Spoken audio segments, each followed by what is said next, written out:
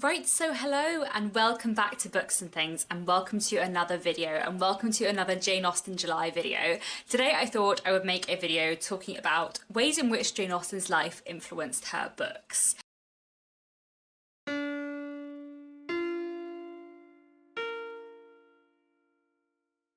Now, in general, I would say that I am not a reader who pays a vast amount of attention to an author's life. For example, my favourite author ever is Charles Dickens, but I've never read a biography of Charles Dickens. I don't actually know that much about his life in the grand scheme of things. However, one author whose life I do know an awful lot about is Jane Austen. This is partly because I used to work at the Jane Austen Centre in Bath when I was a student, and so I had to learn a lot about her life when I was working there to talk to people who were coming around the museum. And it's also partly because of Jane Austen July, and because through Jane Austen July I have read a lot of Jane Austen biographies. And I think it's also because of that kind of snowball effect you get with any interest, where the more I learn about Jane Austen's life, the more I become fascinated by it. And I've got to the stage now where I know a lot about Jane Austen's life, which is really exciting because I love her books so much, and also because I do spot things in her novels that make me think, oh, I wonder if she was inspired by something in her life, or if this has been taken from her sort of general circumstances or people she knew. And I definitely notice kind of recurring themes or elements in her books that definitely feel like they were inspired by elements of her life. And I was thinking about this the other day, and I kind of pulled together like 8 different things that I think you can see in Jane Austen's books that maybe were inspired by her life in some way, or that maybe knowing a bit more about her life would tell you more about those things in her books, I guess. So I thought this might be a fun video to make, and that it might be interesting for some people who really like Jane Austen's books but maybe don't know as much about her life and how her own life might have influenced her writing. I will say though that I do feel like you should take all this stuff with a pinch of salt. I'm in general not like a massive fan of people saying, oh, this thing in an author's book was clearly inspired by this thing in their life, because like authors do also have imaginations. And I know that like as someone who is a writer myself, I'm very inspired by books I read, but I'm not really inspired by like my own life. And I think if someone went about reading my work and saying it was about things in my life, I'd be really cross. So 1, take this with a pinch of salt, and 2, I have tried to go for like broader things rather than like specific things. And you know, Jane Austen had an amazing imagination, let's not forget that. But I thought it might be interesting to talk about like how her social and family position and background might have influenced her books. Anyway, that's more than enough preamble. Let's get into the main part of this video. So the first way I think Jane Austen's life impacted her writing is in terms of the class and the classes that she wrote about. Jane Austen was sort of from the upper middle, lower upper classes of Georgian England. Her father was a clergyman, and clergymen occupied a really interesting position in 18th and 19th century Britain because clergymen were always gentlemen. Like, they were always considered respectable and gentlemanly, but their financial circumstances could vary considerably. Some clergymen were very poor and some clergymen were very wealthy. Jane Austen's father was a clergyman, but he also ran a small school for boys and had various young boys come to live in the house with them and be educated, which would suggest that he wasn't earning that much money just from his living as a clergyman, because otherwise he probably wouldn't have needed to do that. Although saying that, him and his wife did have 8 children, so you know, they probably did need to increase their income to support that many children. Jane Austen's mother was from a slightly higher class than her father. Her mother's side of the family had more sort of upper class aristocratic connections. So that would have meant that Jane Austen and her family, their sort of class position was pretty stable, firmly in the kind of upper middle, lower upper classes, but they didn't necessarily have that much money. However, the fact that Jane Austen's mother had these kind of more upper class connections did in general mean that the circles Jane Austen and her family moved in were sort of their level and above. And when you read Jane Austen's novels, you will see that the class groups she tends to write about tend to be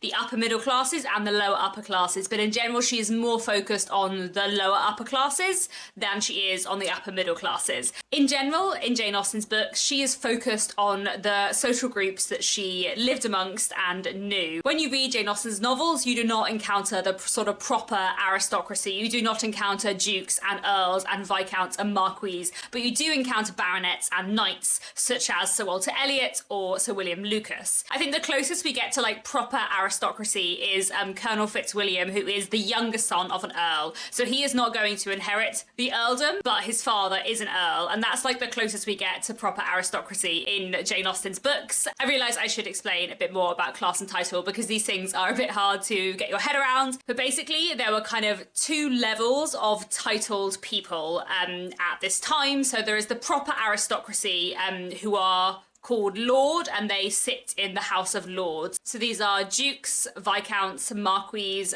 earls and barons. And then there are people who are titled but are not called lord, they're called sir, and those are baronets and knights, and they do not get to sit in the House of Lords. They don't get called lord, but they do have a title. If you're a baronet, then your title is hereditary and hands down to your son or your next male heir. But if you are a knight, the title is just for you and doesn't get handed on to anyone else. So Sir William Lucas is a knight. He's called Sir William Lucas, but his son will not be a sir. The title ends with him. Tangent aside, in Jane Austen's books, we don't really encounter any proper aristocrats. There are not really any lords in Jane Austen's books, but we do meet some baronets and knights. You do meet some sirs, though not some lords. And that kind of reflects, I think, the social circles that Jane Austen would have moved in and the people she would have met in her life. And the other social group that you see a lot of in Jane Austen's books is the kind of very wealthy members of the gentry. So people who don't have titles but who own a lot of land. People like Mr. Darcy, people like Mr. Woodhouse, Emma's father, people like Mr. Knightley, General Tilney. These people have land and property, but they don't have title. And then we also have the less wealthy members of the gentry, people like Mr. Bennet, who owns his own land but doesn't have as much money as someone like Mr. Darcy. You know, we're told that Mr. Darcy has £10,000 a year, Mr. Bennet has £2,000 a year. They are both members of the landed gentry, but their social position and their financial position is very, very different. And then we also have the more kind of middle to upper middle class characters that we get in a lot of Jane Austen books. Clergymen, officers in the navy and the army, and people who work in commerce or trade. Interestingly, a lot of Jane Austen's heroines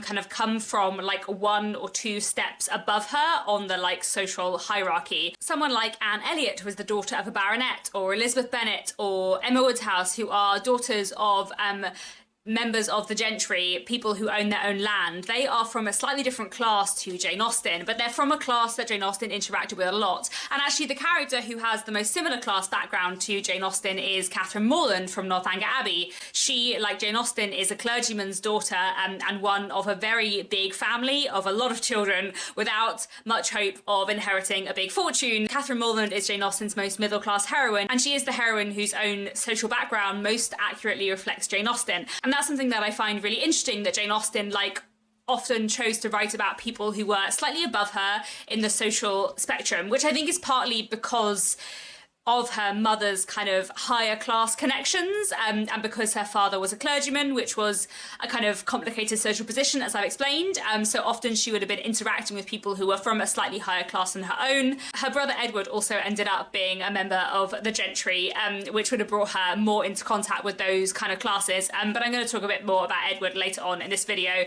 So let me move on to my next point, because I already feel like this video is going to be much longer than I thought it would be. The second way I think Jane Austen's life influenced her books is that you can see within her novels a lot of clergymen and a lot of people in the navy. And this, I think, is because Jane Austen knew a lot of people in the clergy and the navy. Her father, as I said, was a clergyman, and some of her brothers also went on to become a clergyman. Her brother James took ordination very young, and then her brother Henry went through a variety of careers before eventually becoming a clergyman later on in his life too. And so Jane Austen knew a lot about what clergymen did, and she knew a lot of clergymen, both the clergymen within her own family, but also because clergymen were likely to know other clergymen, Jane Austen would have come into contact with other clergymen. I do find it quite entertaining that so many of the clergymen in her books are such pompous, terrible people who aren't very good at their jobs, such as Mr. Collins in Pride and Prejudice, or Dr. Grant in Mansfield Park, or Mr. Elton in Emma. From those characters, you wouldn't get the impression that Jane Austen's opinion of clergymen is very high, although on the other hand, we do have nicer characters who take ordination, such as Edward Ferrars or Edmund Bertram or Henry Henry Tilney, so maybe Jane Austen had a bit more of a mixed-in feeling about the clergyman that she knew. You also see within her novels quite a lot of characters who are in the Navy or the Army. In Pride and Prejudice, characters in the Army feature quite strongly, and in both Persuasion and Mansfield Park, characters in the Navy feature very prominently. And Jane Austen, again, had a lot of experience in her own life with people working in these professions. Her brother Henry, before becoming a clergyman, was a soldier and worked in the Army.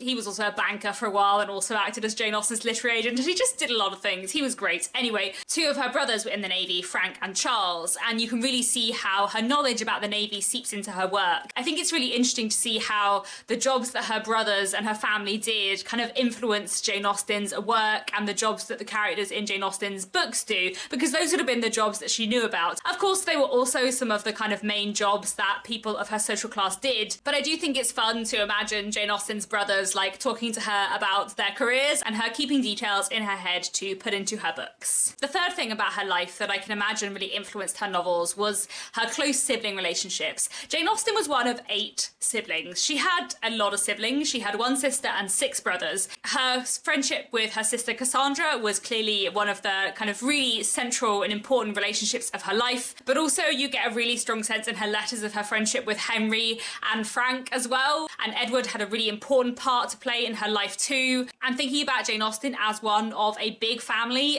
with all of these siblings, it's really fun to see what a key role sibling relationships play in so many of her books. None of the heroines of Jane Austen's novels are only children, and a lot of them have very close sibling relationships. It's really hard not to imagine Jane Austen thinking about her close relationship with her sister when writing about the friendships between Elizabeth and Jane in Pride and Prejudice or Eleanor and Marianne in Sense and Sensibility. Whenever Fanny Price in Mansfield Park talks about her brother William, who's away at sea, and how much she cares about him and hopes he does well in the Navy, I always think about Jane Austen's relationship with her brothers Frank and Charles, who were away in the Navy, and how much she must have worried about them because it was such a dangerous career. And talking of Mansfield Park, I often think about the friendship between Mary and Henry Crawford and wonder if there's anything of Jane and Henry Austen's friendship in that. And I also think about Northanger Abbey, this novel about Catherine Morland, who is one of a lot of siblings, being taken away from home by some friends for the first time and experiencing what it is like not to be in a massive crowd of siblings, because I feel like that must have felt very familiar to Jane Austen too. I love the way Jane Austen writes about sibling relationships. It's something I really enjoy in a lot of her books, and especially in Sense and Sensibility. And I do feel like the fact that Jane Austen had a lot of siblings must have influenced the way she writes about sibling relationships, and must have been something she just really enjoyed writing about because it was such a big part of her life. The fourth thing I want to talk about is kind of family names and in-jokes. One thing I always find quite entertaining when learning about Jane Austen's family is that when you learn about Jane Austen's family, there are so many names that you will recognise because they also crop up in her books. First names, I mean. Jane Austen uses a lot of her brothers' names for a lot of different characters, which I find kind of entertaining. And she also uses her own name for a few characters, which I find very funny too. I do find that really odd, actually, because, like, as someone who writes myself, I would just never call a character Katie. That would just be really weird. It would just be really odd for me to write about a character called Katie. And I would also never name a character after my sibling or my parents. But Jane Austen obviously didn't think that, which I find quite fun. And you can see this really beginning in her juvenilia as like an in-joke with her family. So there's a story called Henry and Eliza, which is about 2 young people called Henry and Eliza running away together and causing havoc. And Henry was one of Jane Austen's brothers, and Eliza was her cousin. A long time after Jane had written this piece of juvenilia, Henry and Eliza got married, and we definitely get the sense that there was some kind of flirtation going on between them earlier on in life. So you do wonder if the short story Henry and Eliza was written by her as a joke about the fact that Henry really fancied his cousin. Let's leave aside the fact that they were cousins, and that's really weird. It was the Georgian period. And there's also a short story by Jane Austen called The Beautiful Cassandra, which was dedicated to her sister Cassandra and is obviously a bit of an in-joke with her sister Cassandra.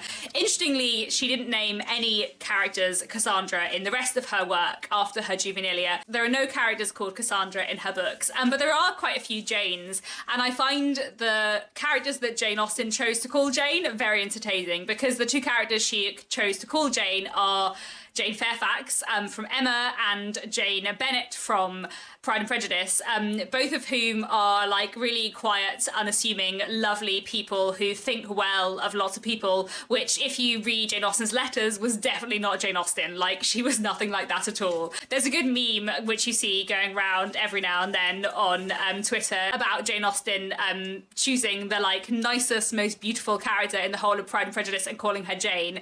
But I think the thing that is really the joke to all of Jane Austen's family, I like to imagine, is not that Jane Bennet is the most beautiful, nicest person. It's that she thinks really, really well of everyone.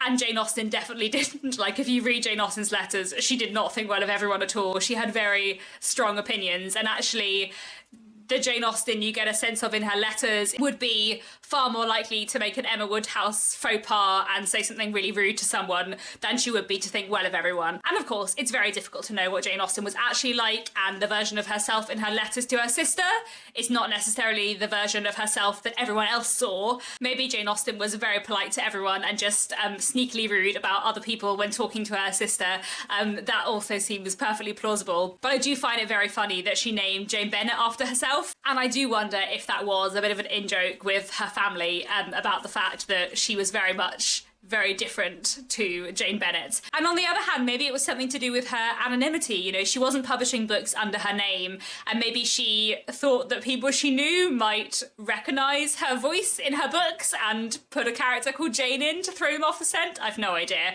But I do also enjoy how many of her brothers' names crop up in her books. I find it very funny that she names a few of her rakes after her brothers. Like the fact that Henry Crawford is called Henry, and Henry was, we think, one of her sort of closest friends out of her siblings, and also the fact that Frank Churchill is called Frank, another of her siblings, who we think she was really close to. And definitely the impression you get of Henry Austen from letters and everything we know about him is that he was like a massive flirt. And I do feel like Henry Crawford is named after Henry as a joke / like loving insult to her brother, even though he's quite a scandalous character. But I do feel like he must be named Henry on purpose, and I do feel like Frank Churchill must be named Frank on purpose. And you know, like I said, as always, take all this with a pinch of salt. Lots of her brothers did also have like quite common names at this point in time, and I do feel that your surname was more a part of your identity at this point in time than it is necessarily now. People wouldn't have considered their first name as their name exactly in the same way we do today. You know, in the 18th and 19th century, if you refer to your name, usually the name meant is your surname, and then you would specify your Christian name or your first name if that's what you mean. But like, when you say your name, what you would think of is your surname. So maybe she just picked these names at random as common names, but I do like to imagine that a character such as Henry Crawford is named after her brother as a joke. I think we have a letter somewhere from Henry Austen to Jane Austen when he was like halfway through Mansfield Park being like, I can see where this is going to go, Fanny's going to end up with Henry Crawford. I do really like the idea of Henry reading this book and being like, oh, you named the hero after me. Oh no, he's the villain. Oh, I just find that very funny. The fifth thing in Jane Austen's life that I think influenced her books is her brother Edward's adoption. So Edward was the third son of the Austen family, and he ended up kind of being adopted by some other family members, some relations called the Knights. Mr. and Mrs. Knight were wealthier than the Austens, they were members of the gentry, they owned a lot of property, and they couldn't have children, and they were really fond of Edward, so they basically adopted him when he was, I think, sort of 10 or 12 years old. He went to live with them, he grew up with them, he ended up inheriting their estates, and he ended up owning a lot of property and kind of becoming a member of the gentry in a way that Jane Austen and the rest of her family weren't.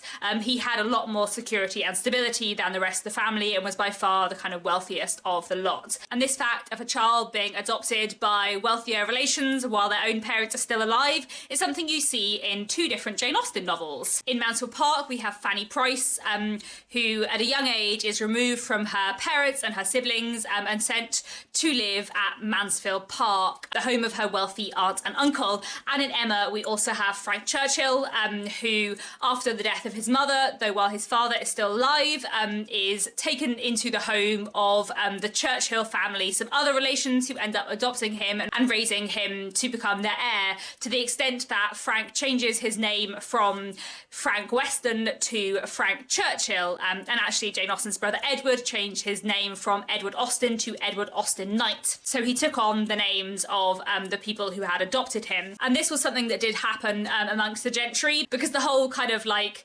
concern of the landed gentry at this point in time was to hand your land on to the next generation. Like, that was the whole thing of the landed gentry. So if you didn't have an heir, you had to find one, and usually you found one from somewhere else in the family and took them on. Obviously that is what's happening with Frank Churchill in Emma, but that is not what's happening with Fanny Price in Mansell Park. There are plenty of heirs at Mansell Park, but she has been taken to this house to be raised because her own family don't have as much money. But I do think that these two plot points in these two books must have been influenced by Jane Austen's brother Edward. And in those Portsmouth chapters in Mansell Park, where Fanny Price comes back home from this big massive home of Mansell Park that she's been brought up in, and comes to see her family in Portsmouth and sees their small home, I do wonder if Jane Austen had in her head the very big comparisons her brother Edward must have made moving back from the very upper class life that he was living with the Knights whenever he came to see the Austen family, who were not as well off.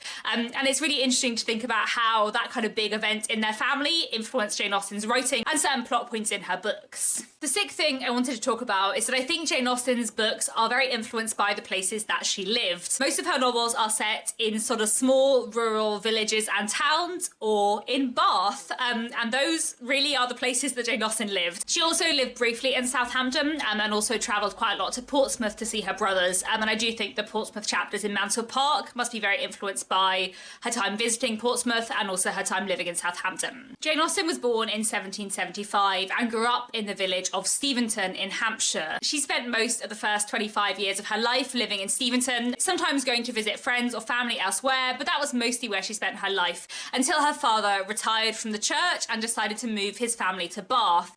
Jane Austen then spent around 4 or 5 years living in Bath, which by all accounts she didn't like that much. Jane Austen has 2 novels set partly in Bath, Northanger Abbey and Persuasion, and we think that she probably wrote at least the first draft of Northanger Abbey while she was in her late teens, early 20s, so before she lived in Bath, but when she had visited it. And then she wrote Persuasion later on in her life after she had lived in Bath.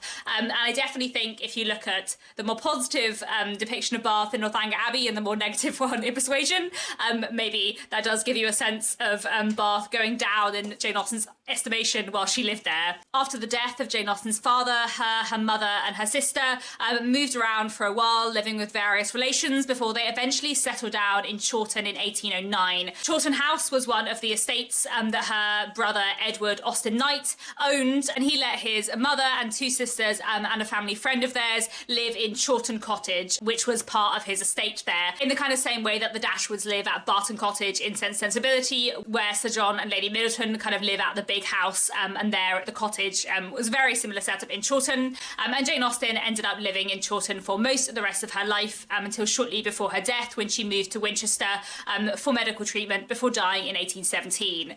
But Jane Austen lived the majority of her life, when not in Bath, in small villages, and I really feel like you get a good sense of that in her books, because they really are kind of small village and small town books. I think this is especially the case with Pride and Prejudice and the depiction of Meryton, and Emma and the depiction of Highbury. I love the way these 2 places are written about, and I do feel like Jane Austen must have been influenced by the kind of places that she lived in and by her experiences living in Hampshire. Not all of her books are set in Hampshire, but they are mostly set in the home counties. Obviously bits of Pride and Prejudice take place in Derbyshire, which is like as far north as Jane Austen goes, but most of her books are set in kind of the home counties and the sort of southern areas of England, and those are places that she knew well from her own life and upbringing. The 7th thing you feel in a lot of Jane Austen's books, that I think must have been influenced a bit by her life, is that social pressure to marry.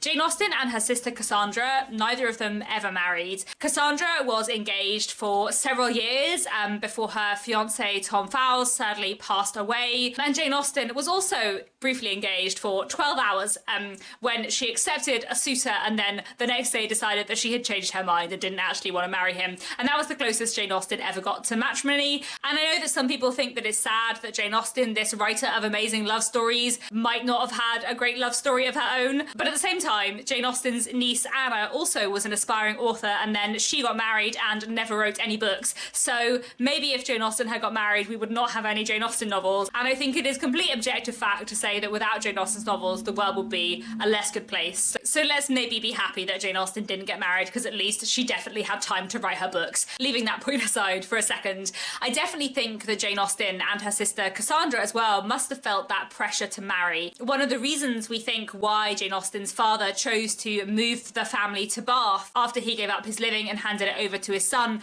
was because Bath was a city, a more populated place, and the family kind of thought it would be a better place to possibly find matches for Jane and Cassandra. At this point in time, women, and especially women of this class, did have this big social pressure to marry, partly because without them getting married, it was hard for them to have financial independence, and they would end up relying on their family to support them. Which leads me on to the final thing that I want to talk about, an element of Jane Austen's life that really, I think, must have influenced her books. And that is the financial dependence that Jane Austen and her sister had on their brothers, and the constant kind of fear of poverty that must have come with that. After Jane Austen's father gave up his living, and especially after Jane Austen's father passed away, Jane Austen, her sister Cassandra, and her mother, also called Cassandra, they didn't have very much money, and they were really relying on Jane Austen's brothers to help them and support them. The Austen women had very little financial certainty, and especially in the few years between leaving Bath and being given that home in Chawton by Edward, they moved around a lot, sometimes staying with Jane Austen's brothers and really relying on Jane Austen's brothers for everything. Even when they did find a home at Chawton, this was through Jane Austen's brother Edward, who was a lot wealthier than the rest of the siblings, and if Edward hadn't happened to be adopted by these wealthy relations, it's very hard to know the kind of position that Jane Austen and her mother and sister would have been in, and whether Jane Austen would have had the kind of time and space and home to write. And I feel like that threat of poverty and that kind of instability and uncertainty and that dependence on male relations that you just don't know whether or not you can rely on,